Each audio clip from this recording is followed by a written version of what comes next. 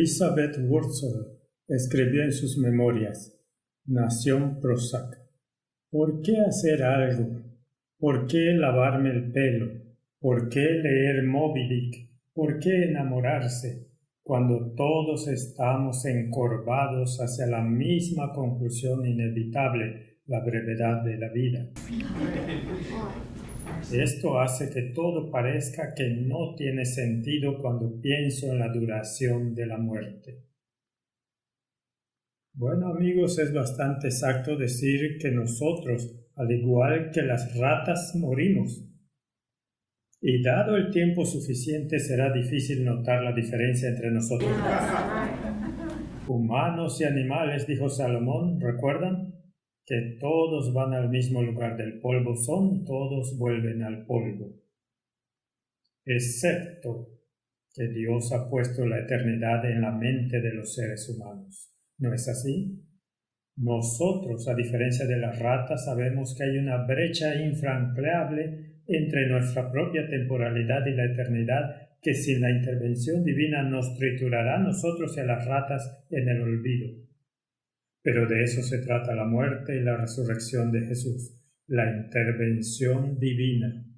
De eso se trata todo el plan de salvación, intervención divina, sin la cual no seríamos más que pedazos de carne en descomposición sobre huesos que se desintegran. Realmente, la eternidad nos espera a todos, ya sea la vida eterna o la muerte eterna. Solo tenemos dos opciones. La eternidad viene, se desarrollará con nosotros o sin nosotros. Y la eternidad se cierne ahora mismo mientras estamos aquí hoy, justo delante de nosotros, y solo nuestras decisiones diarias determinarán lo que eso significará para nosotros. ¿Qué eternidad será nuestra? Toma tu Biblia otra vez, busquemos el capítulo 21 de Apocalipsis. Bastante cerca de la eternidad, ¿no es así? El capítulo 21 de Apocalipsis y el versículo 4. Ustedes conocen el texto. Dependemos de este texto. Enjugará Dios toda lágrima de los ojos de ellos, y ya no habrá muerte, ni habrá más llanto, ni clamor, ni dolor, porque las primeras cosas pasaron. Un cielo nuevo y una tierra nueva, Jerusalén ha descendido, todo ha terminado, el pecado, el mal y la enfermedad y la muerte y la guerra y el sufrimiento, todo ha terminado. Sin embargo, ¿cuál es el primer detalle que Apocalipsis 21:4 revela después de que la ciudad santa haya descendido, después de que Dios haya preparado esta nueva tierra para nosotros? Enjugará Dios toda lágrima de los ojos de ellos. Después de eso, lágrimas en el nuevo cielo, en la nueva tierra, la nueva Jerusalén. ¿Cómo podría ser? Se supone que todo eso se ha terminado. Ahora, ¿qué acaba de pasar? Piensa en lo que acaba de pasar. Todos los que no se encuentran escritos en el libro de la vida fueron lanzados al lago de fuego. ¿Cuántos millones, incluyendo nuestros seres queridos, padres, hijos, amigos, son destruidos ante los ojos de los salvos? Lo veremos suceder. Se han ido para siempre, como si nunca hubieran existido. Pero aún conocemos nuestra propia indignidad y la gracia de Dios que nos salvó del mismo final. ¿Cómo podríamos no llorar mientras vemos eso desarrollarse ante nosotros, ante la muerte de tantos a los que se les ofreció la misma gracia que se nos ofreció a nosotros y que nos salvó? Recuerda, los fuegos del infierno no fueron preparados para nosotros, fueron preparados para el diablo y sus ángeles, no para los seres humanos, no para su descendencia. Nadie nacido en esta tierra debería tener que morir en esos fuegos. Y así derramaremos lágrimas por aquellos que eligieron esa opción. No hay duda de eso en mi mente. Las lágrimas que Dios enjugará de nuestros ojos finalmente, después, solo después. Allí no habrá más muerte, ni dolor, ni llanto, porque acabamos de ver ocurrir la muerte eterna para millones de personas. Después de eso, no más dolor, no más llanto. Así que tengamos en cuenta que tenemos un camino por recorrer antes de que la última lágrima sea derramada. Más de 1000 años antes de que se derrame la última lágrima. Si tenemos algún tipo de compasión, ¿cómo podría ser de otra manera si tenemos seres queridos que no estarán allí? Lo que hace que sea tan importante tratar de llegar a nuestros seres queridos ahora, ¿verdad? Amén.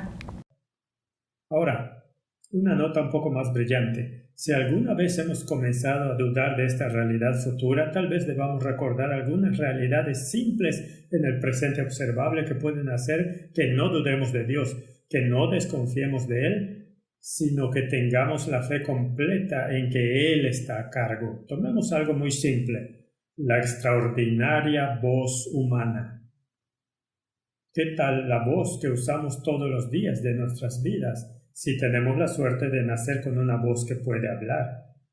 Todos tenemos dos pequeñas bandas de tejido muscular liso, de poco más o menos el tamaño de una moneda de 10 centavos, aquí mismo en nuestras gargantas, que vibran cuando el aire exhalado pasa de nuestros pulmones a la atmósfera exterior. Esta carrera crea un movimiento ondulatorio en estas dos cuerdas vocales cuando chocan entre sí y luego se separan nuevamente, lo que sucede entre 55 y 1047 veces por segundo, dependiendo de si eres un bajo profundo o una soprano. Por segundo. Si escucharas este zumbido directamente en su origen, no sería un sonido muy halagador, no. Sonaría más como un zumbido carnoso, molesto y chirriante, como un globo lleno que pierde aire a través de una abertura semicomprimida. Ese es el sonido. Pero este sonido, estas ondas sonoras experimentan una transformación notable mientras resuenan a través de la garganta y la boca y las cavidades nasales y sobre la lengua antes de emerger como lo que llamamos la voz humana. El canto es algo natural para los seres humanos, ¿no? No dije cantar bien, dije cantar. Surge naturalmente, pero como todas las habilidades naturales tiene que perfeccionarse con la práctica y el tiempo, hasta convertirlo en un instrumento de asombrosa belleza que se puede desarrollar. Mark Willie escribió esto: en una tarde de verano en bicicleta, andando en bicicleta de montaña con un amigo mío, nos detuvimos a deleitarnos en un tramo del sendero particularmente hermoso que acabábamos de experimentar. Mientras mi amigo hablaba, estaba hipnotizado por un pequeño espectáculo de luces, de pequeñas gotas que flotaban sobre su hombro, reveladas por el sol poniente en su espalda. Parecían ingrávidas, brillando mientras se elevaban con la brisa. Era la primera vez que veía con mis propios ojos este fenómeno de gotitas respiratorias que se sospecha que es el principal vehículo de transmisión de COVID-19. Me di cuenta de que probablemente estaba viendo solo las más grandes de ellas, que de hecho había muchas más que no pude ver. Podemos atesorar la conexión entre nosotros que se produce a través de la coordinación de las ondas de sonido en esta pequeña caja en nuestra garganta que usamos para comunicarnos con otros. Pliegues de músculos vibrando en la laringe, mientras el aliento de vida emerge de nuestra boca abierta en un universo de sonido y pequeñas estrellas titilantes cada minuto de cada día. Yo diría que Dios realmente ha diseñado cosas más allá de nuestra capacidad de imaginación. ¿Cómo podemos dudar del Creador cuando sabemos que algo tan notable como la voz humana proviene de algo tan insignificante como los músculos de nuestra garganta? ¿Sabes por qué estamos gastando grandes cantidades de dinero y energía para enviar pequeños rovers a Marte? ¿Lo sabes realmente? Hay una teoría llamada abiogénesis, que es una evolución química que sostiene que los sistemas biológicos han evolucionado a partir de sustancias químicas no biológicas. Así que tienes un químico produciendo una realidad biológica, y eso es fuertemente aceptado por la mayoría de los teóricos y diseñadores de los rovers marcianos. Su misión es simplemente validar la teoría de la evolución. Es por eso que los están enviando allí, para encontrar este trasfondo químico de la vida en Marte. Así que tenemos que gastar todo este dinero para conseguir eso, para buscar vestigios de vidas pasadas en Marte. Ellos buscan firmas químicas que solo se pueden hacer mediante procesos biológicos. Adivina qué, numerosos intentos, no solo en Marte, numerosos intentos han fallado para hacer tal descubrimiento. Todos han fallado y estos fracasos pasados son más que suficientes para llevar a los científicos seculares a concluir que la evolución química de la vida es una hipótesis inválida para Marte. No estamos encontrando lo que esperamos encontrar y gastamos mucho dinero para hacerlo. Muy bien. Yo creo que hay suficiente evidencia para saber que la eternidad existe. ¿Y tú? Pero esto no significa que la vida diaria sea fácil, ¿verdad? Esta pandemia ha sido dura, ¿no? ¿Te has preguntado cuándo terminará todo esto? Facebook tuvo una observación muy interesante que alguien publicó, no sé quién. El matrimonio es difícil. El divorcio es difícil. Elige tu difícil. La obesidad es difícil. Estar en forma es difícil. Elige tu difícil. Endeudarse es difícil. Ser disciplinado financieramente es difícil. Elige tu difícil. La comunicación es difícil. No comunicarse es difícil. Elige tu difícil. La vida nunca será fácil, siempre será difícil, pero podemos elegir nuestro difícil. Pensé que era muy significativo, especialmente para Facebook. Hay una historia sobre la lucha con Dios, como saben, en Génesis 32. Jacob no tiene posibilidad, ni plan, ni esperanza mientras se prepara para reunirse con su hermano, que todavía está empeñado en vengarse. Y ahora lo difícil vendría para Jacob. ¿Listo o no? Solo en el desierto. ¿Qué hace? Se pone de rodillas. Le ruega a Dios que intervenga. Recuerda la intervención divina. Y esa noche Jacob luchó con Dios. Tan simple como eso. Esta pandemia es el momento perfecto, ¿no es así?, para arrodillarnos y luchar un poco con Dios en la forma en que lo hizo Jacob. La Biblia es clara, estamos mucho más cerca del final que del principio. Así que si lo estamos, elijamos nuestro difícil. Nos molesta el cierre de las tiendas, un día no podremos comprar o vender. Un día el distanciamiento social te deprimió, un día tendremos que huir a las montañas. No tendremos que preocuparnos más por el distanciamiento social. Algún día la iglesia estará donde sea que estemos, donde sea que estemos. Tal vez en una celda de prisión. Casi siempre es mejor elegir lo difícil ahora que esperar a que suceda lo difícil más tarde. Cuando elegimos las cosas difíciles ahora, estaremos preparados para lo que suceda más tarde. Una de estas cosas difíciles que siempre dificulta la vida es la capacidad financiera para pagar las facturas y sobrevivir, ¿verdad? Es difícil trabajar con las finanzas. Voy a compartir con ustedes una pequeña historia personal del Dr. Mark Sandoval, quien es el director médico de UC Pines, con casi $75,000 en deuda escolar, que es una educación médica, y una familia de 6 personas para mantener. Llegué a UC Pines para aprender una nueva forma de practicar las artes de curación, pero estaba muy reacio porque no sabía cómo funcionaría esto financieramente. Le pregunté al presidente cuánto me pagarían si fuera a UC Pines, y cuando me envió el número por correo electrónico, me dirigí a mi esposa y le dije que me preguntaba si pagaban cada semana, porque si pagaban cada 2 semanas, no veo cómo podríamos lograrlo financieramente. También pregunté si UC Pines podría ayudarme a pagar la deuda de mi escuela de medicina. No prometieron ayudar. No estaban seguros de cómo iba a funcionar todo esto. Decidimos dejarlo en manos de Dios y no indagar más sobre las finanzas. Cuando llegamos a UC Pines y pasamos por la orientación, descubrimos que UC pagaba estipendios cada mes, mensualmente. Ahora estaba seguro de que no podríamos lograrlo financieramente. Gané mucho más dinero trabajando a tiempo parcial en una tienda de alimentos saludables cuando estaba en la secundaria. Alguien me sugirió que trabajara medio tiempo en la sala de emergencias para ganar el dinero adicional que necesitaría para mantener a mi familia de 6 y para pagar la deuda de mi escuela de medicina. En la sala de emergencias ganaría en un turno lo que haría en UC en más de un mes. Estaba a punto de hacer esto, pero algo me detuvo.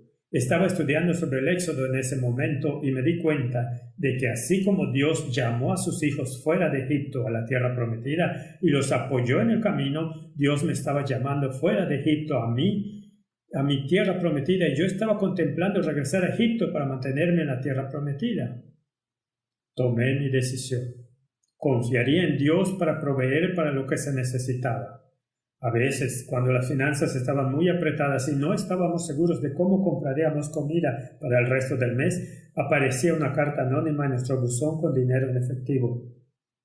En otra ocasión estábamos cortos de fondos, pero otra familia necesitaba ayuda, así que les conseguimos lo que ellos necesitaban, y otra vez apareció una carta anónima en nuestro buzón con la cantidad exacta de dinero que habíamos usado para ayudarlos. 8 años después de venir a Juchi Pines nunca hemos pasado hambre. Viajo por todo el mundo, tengo un ministerio de trabajo que es absolutamente satisfactorio y mi deuda de la escuela de medicina está pagada. Amen. Estoy libre de deudas. Estamos aquí con un propósito, dijo. Tenemos una misión a la que Dios nos ha llamado. Amen. Así que Dios puede cuidar de las finanzas, algo difícil, así como cualquier otra cosa. Amen. Y seamos muy prácticos en este momento. Hay otra cosa difícil. La abstinencia sexual entre dos personas que se aman. No es algo fácil. En los Estados Unidos, el 88.8% de las mujeres de 15 a 44 años y el 89.9% de los hombres han informado tener relaciones sexuales prematrimoniales. Muchos se preguntan cómo algo que es tan hermoso podría estar tan mal, especialmente si se siente bien. Así que supongo que será mejor que regresemos al Edén. En el principio Dios creó seres con identidades sexuales distintas. Varón y hembra los creó. Por tanto, dejará el hombre a su padre y a su madre y se unirá a su mujer, y serán una sola carne. Convertirse en una sola carne abarca la fusión del corazón, la mente y el alma de dos personas distintas. Incluye la unidad física, mental, emocional y espiritual. A eso se refiere una sola carne. Y Jesús afirma que el matrimonio debe llevar a la unión inseparable de un hombre y una mujer. Sí, es algo difícil abstenerse, no es fácil, pero creo que es mucho más difícil lidiar con los resultados de tomar el camino fácil, mucho más difícil.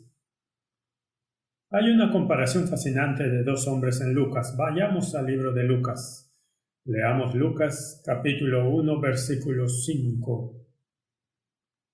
Hubo en los días de Herodes, rey de Judea, un sacerdote llamado Zacarías, de la clase de Abías.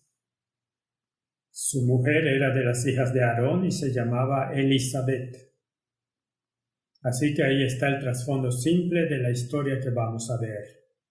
Es asombroso lo poco que el libro de Lucas presta atención a Herodes, el hombre más importante en el mundo mediterráneo oriental. No era un simple Herodes, había varios Herodes. Él era Herodes el Grande. Herodes el Grande. Cuando tenía 25 años fue designado gobernador de Galilea. 4 años después, gobernador de Siria le fue agregado a su título. Luego, a los 32 o 33, los romanos lo ungieron como rey de Judea y reinó hasta su muerte durante 36 años. Eso es bastante significativo, un rey por 36 años. Así se acredita Herodes con la construcción y financiación del segundo templo en Jerusalén, al que vino Jesús y sus discípulos. Se le atribuye mantenerlo en marcha, financiarlo y hacerlo realidad. Añadió sustancialmente a las fortificaciones de Jerusalén. Viajó a Roma varias veces. Se reunió con el Senado romano. César Augusto y Marco Antonio organizaron un gran banquete en su honor. Él fue Herodes el Grande. La mayoría de sus proyectos de construcción fueron financiados de su propio bolsillo. Él no pidió ayuda estatal. En una ocasión le dio a César un regalo de 800 talentos de oro y basado en los precios del oro de hoy, ese solo regalo equivale a más de 1.72 billones de dólares. Un regalo. Herodes observó resueltamente las leyes del judaísmo.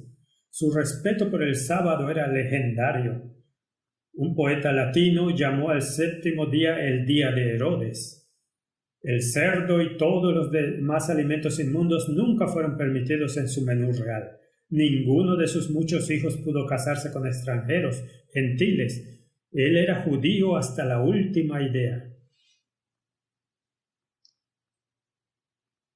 Herodes el Grande parece una descripción muy apropiada de este hombre, pero cuando se trataba de valores reales como la integridad, Herodes el Grande estaba en bancarrota. Mandó ejecutar a 3 de sus propios hijos porque temía que tomaran el trono. De sus muchas esposas se decía que la que más amaba era Miriam. La tuvo que asesinar cuando concluyó que era una rival a su trono. Así que matar a todos los niños pequeños de Belén y la región circundante no es tan sorprendente como lo fue para la gente de la época de Herodes. Hoy es recordado como el asesino despiadado que fue. Y por una buena razón, Lucas 1:5, que acabamos de leer aquí, no lo llama Herodes el Grande. ¿Te has dado cuenta? Solo dice en los días de Herodes. En los días de Herodes. Dios pasa directamente más allá de este hombre de influencia, poder, dinero y fuerza. Lucas está muy ansioso por contar la historia de otro individuo. De eso se trata este primer capítulo. El cielo se acerca a la humanidad con un sacerdote de bajo perfil y su esposa, Zacarías y Elizabeth. Sus nombres obviamente no son tan conocidos como los de Herodes el Grande, pero Dios sabía sus nombres, ¿no?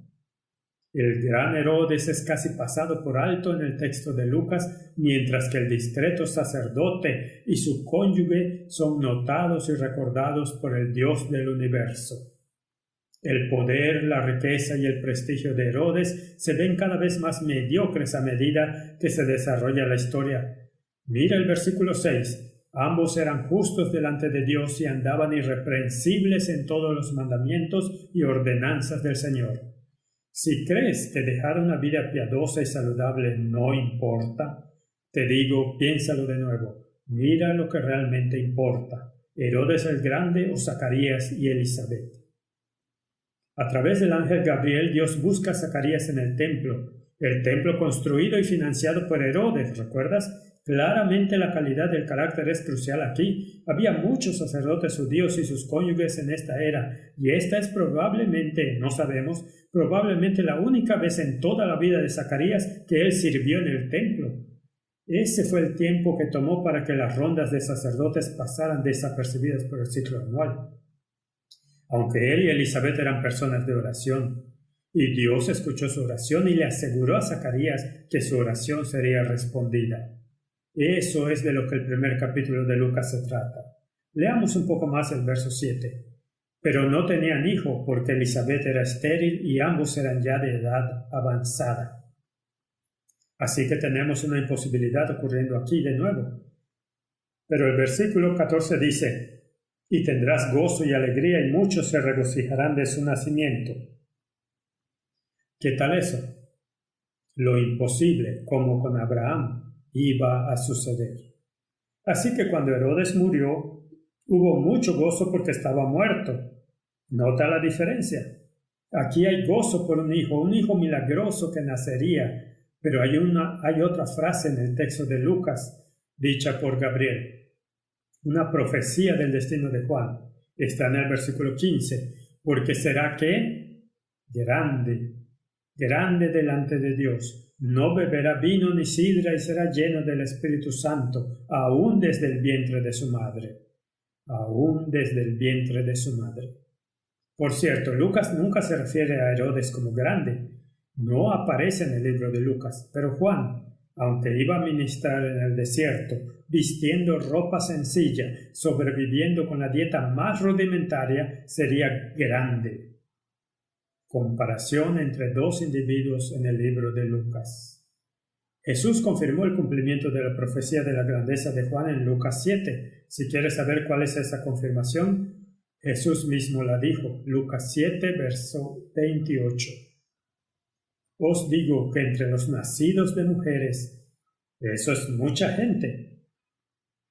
No hay mayor profeta que Juan el Bautista, pero el más pequeño en el reino de Dios es mayor que él. Jesús tiene formas interesantes de hablar de palabras como grande, ¿no es así? Solo la evaluación del cielo realmente importa, ¿cierto? Solo Jesús está calificado para llamar grande a cualquiera. Ahora traigamos todo esto al tiempo en que vivimos, el fin del mundo tal como lo hemos conocido. Pasemos a los Hechos capítulo 3, y veamos el versículo 19. Otra vez de nuevo un verso muy familiar, pero separémoslo un poco aquí. Hechos 3:19.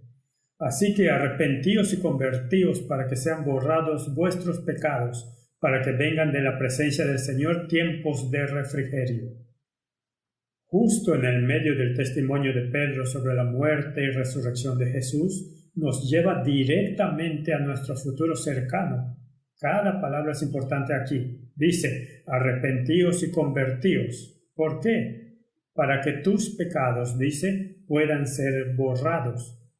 En otras palabras, la conversión genuina conducirá directamente a la victoria sobre el pecado, lo que conducirá a la remoción del registro de nuestros pecados borrados de los libros del cielo y de nuestras mentes. Ese es el día de la expiación y la purificación del santuario. Ahora, la próxima palabra es muy importante, la palabra para. Probablemente sea mejor traducida así, ¿para qué? Viene de una frase griega, para que los tiempos de refrigerio vengan de la presencia del Señor. Eso es obviamente el segundo Pentecostés, cuando el Espíritu Santo será derramado con mucho mayor poder que en el tiempo de Pedro, y la advertencia final vaya a cada tribu, pueblo y nación. Así que la purificación del santuario y el borramiento de los pecados, recuerda, el borramiento de los pecados prepara el camino para la lluvia tardía y el fuerte pregón. Volvamos a leerlo. Arrepentíos y convertíos para que sean borrados vuestros pecados, para que vengan de la presencia del Señor tiempos de refrigerio. Esto significa que la victoria sobre el pecado, todo pecado, precede a la lluvia tardía y es necesaria para la recepción del Espíritu Santo y el poder pentecostal. Arrepentirse, ser convertidos para que sus pecados sean borrados, para que los tiempos de refrigerio puedan llegar. Si tenemos alguna esperanza, mis amigos, de experimentar la lluvia tardía, debemos convertirnos diariamente y estar experimentando la victoria sobre nuestros propios pecados personales, y no solo esperar a que en algún tiempo suceda mágicamente en el futuro, y que esos pecados sean borrados para siempre. Esa es la manera de recibir no solo la lluvia tardía, sino el sello de Dios, y ser parte de los 144,000. No hay otro camino a esa meta. Solo entonces se cumplirá el verso 20 de este mismo capítulo. Y Él envía a Jesucristo que os fue antes anunciado. Que Jesucristo se predicará a todo el mundo y luego regresará para llevar a su pueblo a casa. La restitución de todas las cosas. Así que nuevamente ese versículo, creo, dice que el borramiento de los pecados precede a los tiempos de refrigerio, la lluvia tardía del Espíritu Santo. Esto se vuelve verdad presente crucial para nosotros hoy, en un momento en que las mejores autoridades entre nosotros nos aseguran que estaremos pecando y arrepintiéndonos hasta el momento en que Jesús regrese. ¿A quién le vas a creer? Esa es la pregunta. Cuando Jesús vuelva, esos pecados habrán sido borrados mucho tiempo antes del tiempo de angustia en el que estamos entrando. Y el versículo 26 resume todo esto hermosamente.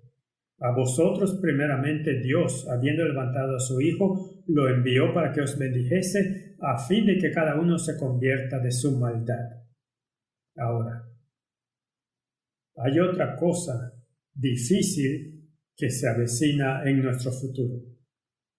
Hablé de eso en la última reunión, la ley dominical, en la que se nos impedirá comprar y vender si simplemente elegimos adorar en el día equivocado de la semana.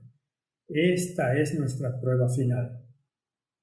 ¿No es así? La prueba final que tenemos que pasar antes de que podamos dar la bienvenida a Jesús, por quien hemos orado y esperado tanto tiempo. Si tuviera que preguntar cuántos de ustedes están decididos a no ceder ante una ley inconstitucional, cuántos de nosotros pasaremos nuestra prueba final, creo que cada mano se levantaría. Y yo no cederé a algo tan terrible, feo y malo como eso. Así que justo aquí voy a repetir una ilustración que compartí con ustedes anoche, principalmente por el bien de aquellos que no estuvieron aquí anoche, pero si se hubieran quedado dormidos tal vez lo recuerden de nuevo. Muy bien, un salón de clases de la universidad. Pensemos en el momento en que estábamos en la escuela con la esperanza de aprobar un examen de un curso vitalmente necesario para nuestra graduación. El curso tiene ciertos requisitos, tiene trabajos de investigación, tiene prueba sorpresa, tiene un informe oral y luego tal vez un examen de mitad de periodo para evaluar qué tan bien nos estaba yendo durante el curso, para el examen final y aprobar el curso.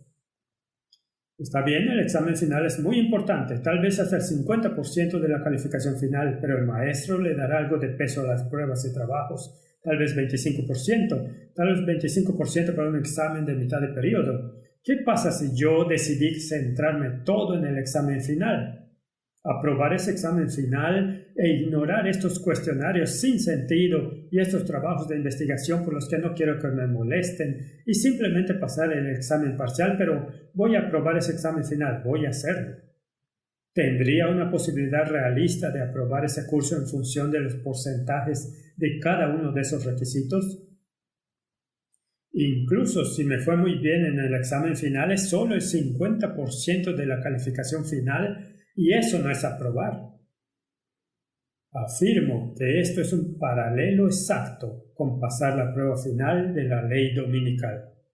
Incluso si no cedemos a tal ley, si pasamos esa prueba, si no hemos pasado las pruebas diarias, hará muy poca diferencia si es que aprobamos la prueba final. Entonces, ¿cuáles son estos cuestionarios diarios en los que debemos trabajar en este momento? Las pruebas diarias. ¿Qué tal un mal genio? ¿Qué tal irritación por pequeñas cosas que nos molestan y estallamos? ¿Qué tal celos de lo que otros reciben cuando nosotros deberíamos recibirlo? ¿Qué hay de las cosas prácticas como el orgullo personal? Porque lo estamos haciendo mucho mejor que esa persona en cuanto a la dieta y el vestido. ¿Qué hay de eso? ¿Qué hay de la fidelidad y la observancia del sábado? Eso es una prueba en la que estamos siendo evaluados en la devolución del diezmo y las ofrendas. ¿Qué tal ceder al desánimo y la autocompasión cuando las cosas no van como queremos y culpamos a todos y a todo? Y sí, ¿qué hay de la pureza sexual? Esa es una gran prueba. ¿Qué tal el cuidado y lo que ponemos dentro y sobre nuestros cuerpos? Esas son pruebas diarias sobre las que tenemos que decidir. Estas son pruebas diarias que nos preparan para el examen final.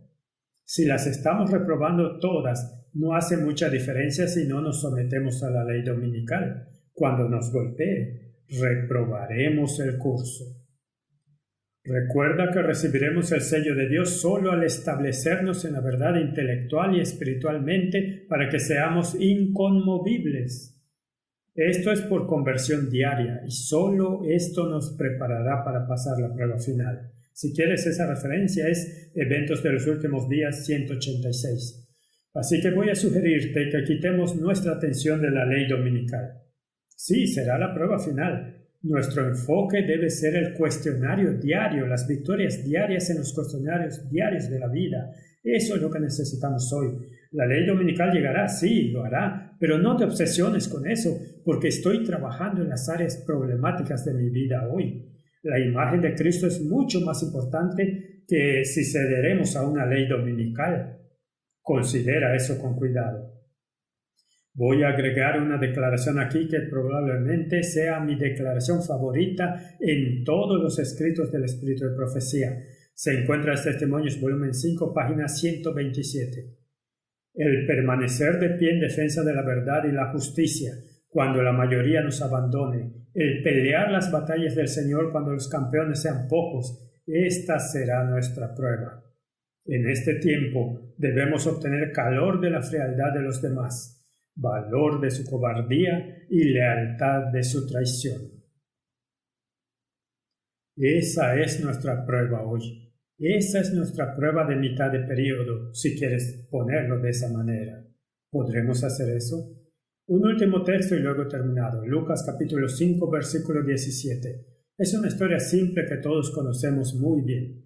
Aconteció un día que él estaba enseñando y estaban sentados los fariseos y doctores de la ley, los cuales habían venido de todas las aldeas de Galilea y de Judea y Jerusalén.